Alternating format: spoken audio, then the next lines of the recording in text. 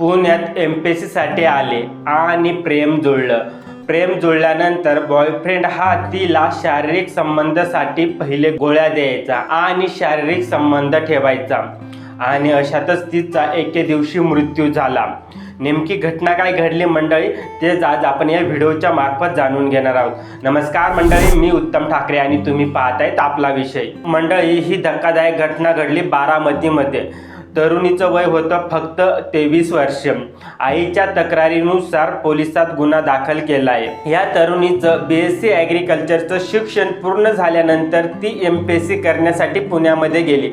तिथे तिची अथर्व नावाच्या तरुणासोबत ओळख झाली आणि नंतर ओळख प्रेम संबंधामध्ये रूपांतर झालं. कुटुंबियांना त्यांच्या नात्याची माहिती मिळाल्यानंतर त्या दोघांनी लग्न करायचं देखील ठरवलं होतं. आईच्या तक्रारीनुसार बॉयफ्रेंड हा तरुणीला गोळ्या देत होता. घटनेच्या दिवशी अथर्वने तरुणीला स्वतःच्या घरी घेऊन गेला असं तरुणीने फोन करून तिच्या आईला सांगितलं होतं. त्यानंतर आईने तिला घरी परत येण्याचे सांगितले, पण रात्री आईने पुन्हा कॉल केला तेव्हा ती हॉस्पिटलमध्ये होती. तरुणीची अचानक तब्येत बिघडल्यामुळे तिला हॉस्पिटलमध्ये नेण्यात आलं, पण डॉक्टरांनी तिला मृत्यू घोषित केलं. आईच्या तक्रारीनंतर पोलिसांनी तपास सुरू आहे. नेमकी मृत्यू कशामुळे झाला हे अद्यापही स्पष्ट झालेलं नाही. या प्रकरणाचं सत्य तपासानंतर समोर येईलच.